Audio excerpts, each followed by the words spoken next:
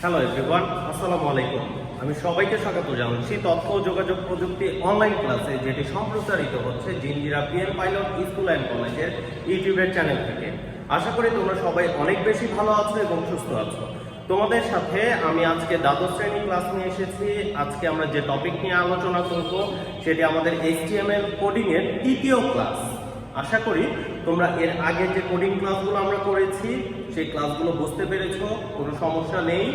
আজকে আমরা নতুন আরেকটি HTML কোড নিয়ে আলোচনা করব। একটু বোর্ডের দিকে খেয়াল করো। তো বোর্ডের মধ্যে যদি আমরা খেয়াল করি তাহলে বরাবরের মতো আমাদের একটি টেবিল দেওয়া আছে। সেই টেবিলের জন্য কিন্তু আমরা বারবার বলেছি যে আমরা যে 5টি লাইন জানি সেই 5টি লাইন আমাদের জন্য ফিক্সড। আশা করি এই 5টি লাইনে তোমাদের কোনো প্রবলেম নেই। তো টেবিল পাওয়ার সাথে সাথে আগে 5টি লাইন লিখে ফেলো তোমরা। তো আমরা শুরু করি। প্রথম ট্যাগ HTML, তারপরে হবে হেড, এরপরে আমরা দিব টাইটেল। টাইটেল আমরা দিব টেবিল, টাইটেল ক্লোজ, এরপরে আমাদের হেড ক্লোজ, বডি, এরপরে লিখে ফেলবে table border equal to 1 and wide is equal to 100। আশা করি তোমাদের এই টপিকগুলো বুঝতে কোনো সমস্যা নেই। এই 5টি লাইন প্রত্যেকটি টেবিলের জন্যই তোমাদের ফিক্সড। তো এখন আমরা আমাদের কোডিং এ চলে আসবো। মূল যে কোডিংটি আছে টেবিলের দিকে একটু খেয়াল করো। প্রতি মাসের একটা বিলের হিসাব আমাদের টেবিলের মধ্যে দেওয়া আছে উইথ মান্থ। আমরা শুরু করব। আমাদের এই জায়গাতে কয়টা রো দেওয়া আছে আগে আমরা সেটা শনাক্ত করি। 1 2 3 4 5, আমাদের 5টি রো দেওয়া আছে। তো আমরা এই 5টি রো নিয়ে আজকে কাজ করব ইনশাআল্লাহ। আমরা শুরু করি প্রথম টিয়ারকে যদি আমরা শুরু করি একটু খেয়াল করবে। দেখো প্রথমটায় TH প্রকাশ করে। প্রথমটা আমাদের জন্য কি প্রকাশ করবে? TH। কেন? কারণ প্রথমে সেটা একটা শিরোনাম বোঝাচ্ছে, মাস শিরোনাম বোঝাচ্ছে। এটার জন্য আমরা TH শুরু করলাম, TH। অনেকে বলবে যে স্যার বরাবরের মতোই তো টেবিল দেওয়া আছে, নতুন তো আমরা কিছু দেখতেছি না। একটু খেয়াল করো, বিলস যে জায়গাতে লেখা আছে একটা লম্বা দাগ কিন্তু হতে পারে, রাইট? একটা লম্বা দাগ বিলসের মধ্যে হতে পারে না। একটা লম্বা দাগ এই জায়গাতে মিসিং আছে। তার মধ্যে লম্ব ভূমি থেকে সমান্তরাল অথবা লম্ব অথবা উপর থেকে নিচে বা নিচ থেকে উপরে এইরকম লম্বা দাগ যদি দেওয়া না থাকে টেবিলের মধ্যে আমরা সেটাকে বলি, সংক্ষেপে বলা হয় কল স্পান। পূর্ণরূপ হচ্ছে কলাম স্প্যান। কলাম স্প্যানের সংক্ষিপ্ত রূপ হচ্ছে কল স্পান, যেটা উপর থেকে নিচে বা নিচ থেকে উপরে যেটাই তোমরা বলো, বা ভূমি থেকে সমান্তরাল বা লম্বের মতো এরকম দাগ যদি দেওয়া না থাকে আমরা সেটাকে প্রকাশ করব কল স্পান দিয়ে। যেটা তোমরা রো স্পানে করেছিলে। আশা করি রো স্পানের টপিকটা যদি বুঝতে পারো তাহলে এই কল স্পানের টপিকটাও তোমাদের কাছে খুব সহজ মনে হবে। একটু খেয়াল করো, বিলসের মধ্যে একটা লম্বা দাগ দেওয়া নেই, তার মানে এটা আমাদের কল স্পান প্রকাশ করতেছে। আশা করি তোমরা বুঝে গিয়েছো। তো আমরা এখন একটু লিখবো। আমরা দিতে পারি আমরা দিব কল স্পান। রো স্পানের মতোই সেম, কল স্পান দেওয়ার পর একটা ইকুয়াল চিহ্ন দিবে। ইকুয়াল চিহ্ন দিয়ে দেখো এই জায়গাতে কয়টা দাগ মিসিং আছে কিন্তু একটা দাগ। আমি তোমাদের রো স্পানের মধ্যে শিখিয়েছিলাম যে দাগ হয়তো একটা মিসিং আছে, বাট সে দুইটা রোকে প্রভাবিত করে। ঠিক কল স্পান এই জায়গাতে কলামের একটি দাগ মিসিং আছে, কিন্তু একটি দাগ দুইটি ঘরকে প্রভাবিত করে, বিধায় কল স্পান 2। এখন একটু খেয়াল করবে, দেখো বিলস যে লেখাটি আছে সেটি মাঝখানে লেখা আছে। হাতের বাম পাশেও কিছু জায়গা ফাঁকা আছে, ডান পাশেও কিছু জায়গা ফাঁকা আছে। এইরকম ডানে বামে উপরে নিচে একটা নির্দিষ্ট অবস্থান, ডেটার নির্দিষ্ট অবস্থানকে যদি আমরা বোঝাতে চাই একটু মাথার ভেতরে নিয়ে নিবে, শুধু খাতায় নিবে না মাথায়ও নিবে, যে আমাদের একটি ডেটা, এগুলো আমাদের জন্য প্রত্যেকটি একটি সেপারেট ডেটা আমাদের জন্য। এই ডেটাগুলোকে যদি আমরা নির্দিষ্ট স্থানে রাখতে চাই তাহলে অবভিয়াসলি আমাদের কি করা লাগবে, একটি সিনট্যাক্স অ্যাড করা লাগবে। কি সিনট্যাক্স সেটি আমরা দেখব একটু। দেখো বিলস লেখাটা আছে মাঝখানে, বামেও কিছু জায়গা ফাঁকা আছে, ডান দিকেও কিছু জায়গা ফাঁকা আছে। দ্যাট মিনস বিলস যে লেখাটা আছে সেটি মাঝখানে অবস্থান করতেছে। যে কোনো ডেটাকে তার নির্দিষ্ট অবস্থানে নেওয়ার জন্য আমরা ট্যাগ ব্যবহার করব অ্যালাইন। আমরা ট্যাগ ব্যবহার করব অ্যালাইন। অ্যালাইন ইকুয়াল খেয়াল করো লেখাটি আছে মাঝখানে, এটার জন্য আমরা দিব সেন্টার। অ্যালাইন সেন্টার, একটু খেয়াল করবে যে লেখাটি আমাদের আছে মাঝখানে, এটার জন্য আমরা দিব অ্যালাইন সেন্টার। আমি আবার তোমাদের রিপিট করতেছি, লেখাটি মাঝে থাকার জন্য আমরা লেখাটা দিব অ্যালাইন সেন্টার। যদি কোনো সমস্যা হয় অবশ্যই আমাকে জানাবে। এখন ধরো লেখাটা একটু ডান দিকে থাকলো, তুমি অ্যালাইন রাইট দিবে। যদি লেখাটা একটু বাম দিকে থাকলো, তুমি অ্যালাইন লেফট দিবে। এইভাবে তোমার ডেটার নির্দিষ্ট অবস্থানকে বোঝানোর জন্য তুমি অ্যালাইন সিনট্যাক্স ব্যবহার করবে। সেটি রো স্প্যানেও হতে পারে, সেটি কল স্প্যানেও হতে পারে। আশা করি বিষয়টি তোমরা বুঝতে পেরেছো। তো লেখাটা কি আছে? বিলস টিএইচ ক্লোজ। দেখো আর কোনো ডেটা নেই, এটার জন্য আমরা টিআরকে ক্লোজ করে দিব। এরপরে টিআরে আমরা চলে আসি। দেখো এতদিন কিন্তু তোমরা শিখে আসছো যে শুধুমাত্র কি থাকতে পারে, একটি টিএইচ থাকতে পারে। তো আজকে আমরা যে বিষয়টি নিয়ে আলোচনা করতেছি বা আমাদের সামনে যে টেবিলটি উপস্থাপন করা হয়েছে, এই জায়গাতে দুইটি টিএইচ বা দুইটি টেবিল হেড আমাদের রয়েছে।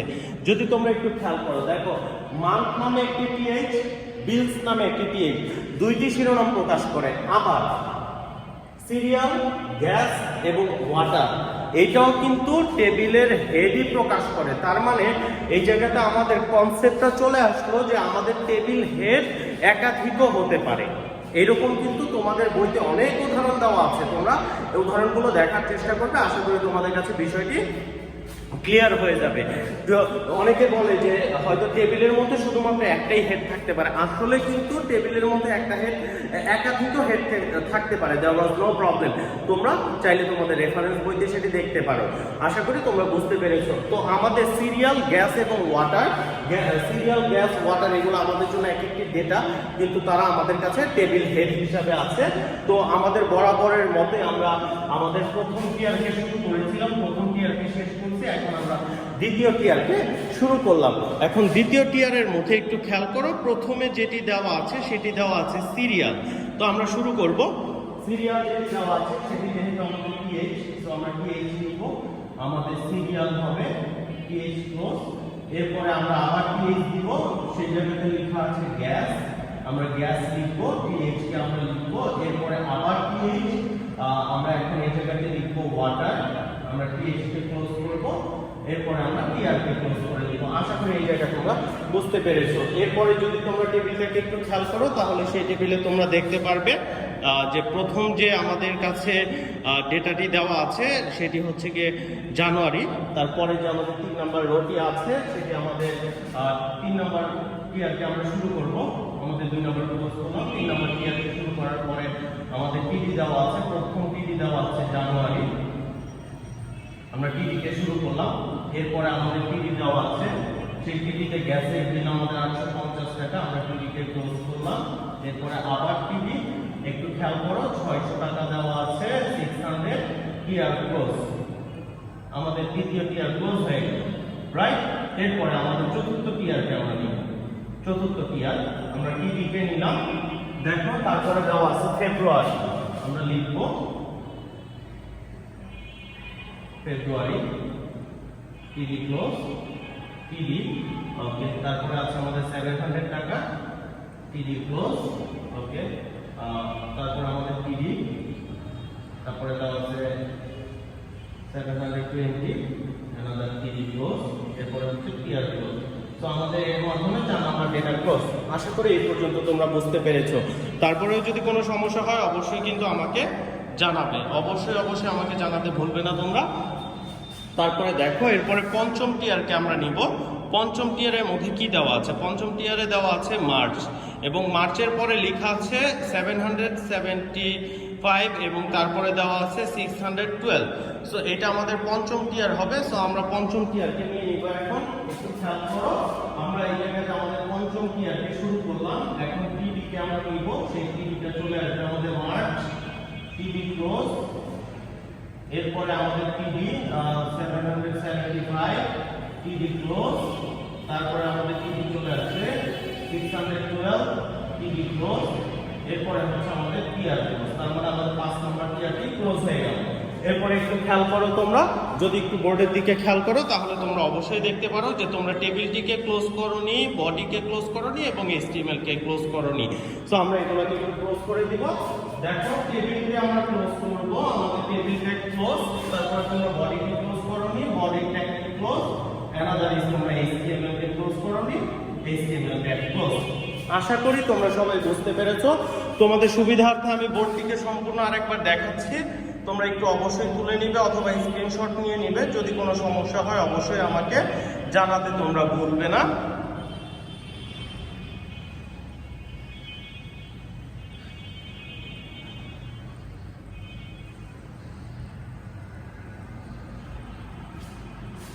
তো দেখো আমাদের টেবিলে যে 3টি টপিক থাকার কথা ছিল, আমাদের টেবিলে একটি সাধারণ টেবিল থাকতে পারে, টেবিলের মধ্যে রো স্পান থাকতে পারে, টেবিলের মধ্যে কল স্পান থাকতে পারে। আমরা আমাদের 3টি লেকচার ক্লাসের মধ্যে চেষ্টা করেছি তোমাদের 3টি টপিক সম্পর্কে পূর্ণাঙ্গ ধারণা দেওয়ার জন্য।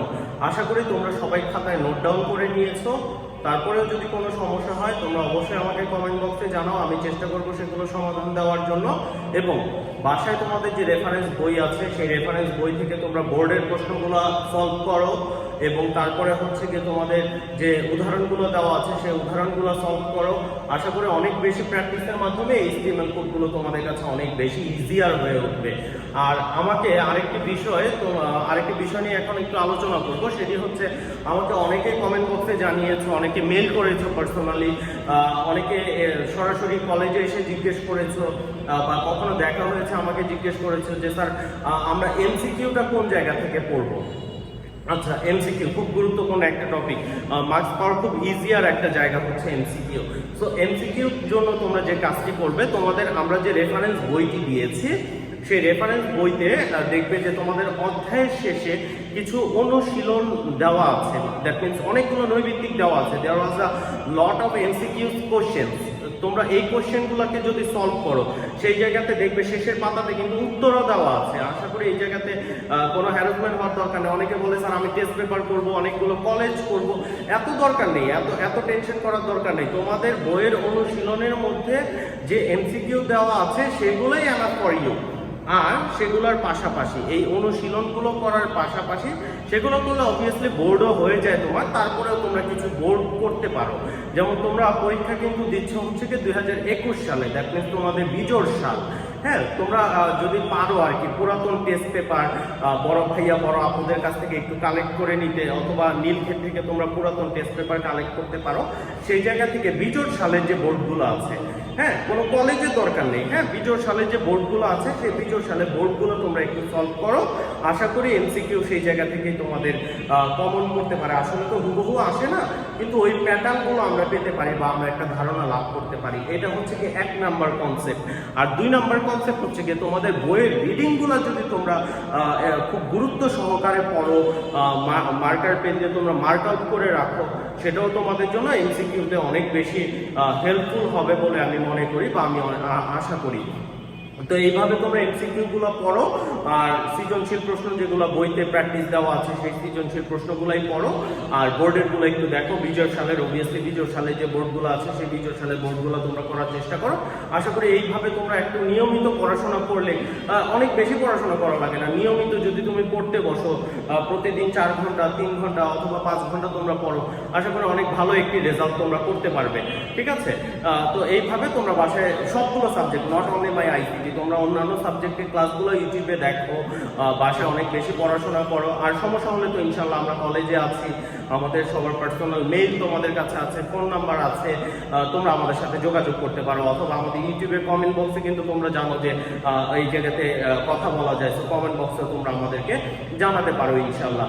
তো এইভাবে তোমরা পড়াশোনা করলে আশা করি তোমরা প্রি টেস্টে খুব ভালো একটি ফলাফল করতে পারবে এবং বিটেস্ট পরীক্ষা তোমাদের খুব ভালো হবে আশা করি। তো এই কামনে আমি আজকে আমার ক্লাস শেষ করছি। ধন্যবাদ সবাইকে, সবাই সুস্থ থাকো, ভালো থাকো, আসসালামু আলাইকুম।